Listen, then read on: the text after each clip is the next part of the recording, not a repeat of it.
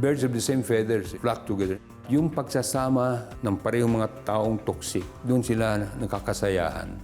Mayroon silang pangailangan na hindi matugunan ng iba na mabuting tao. Sila nagkakaunawaan eh. Halimbawa, mag-asawa, away ng away pero hindi nakakahiwalay.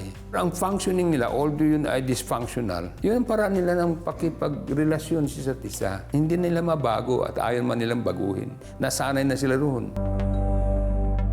Kung mababa ang pagtanaw, pagtingin ng anak na babae doon sa ama, ayaw niyang makapag-asawa ng ganun. Ang problema, na-develop sa kanya yung paraan ng pakikitungo sa ganung klaseng ama. Unconsciously, hindi niya akalain na ang kanyang maging asawa ay maging katulad noon.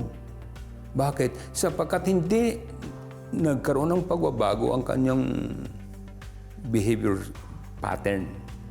Hanggat hindi nagkaroon ng pagbabago ang kanyang pakikitungo doon sa kanyang ama, dala-dala niya yung behavior pattern.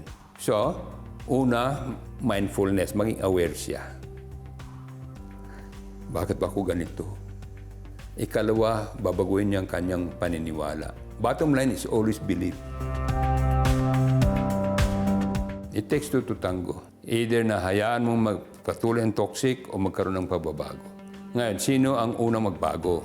Pag hinintay mo yung isa na siyang magbago, mabibigo ka lang. Pero kung ikaw ang kusang magbago, mas mainam na yung isa nagbago, isa hindi, kaysa yung pareho kayong hindi nagbago. Pareho kayong toxic sa isa't isa. Change begets change. Yun ang prinsipyo doon.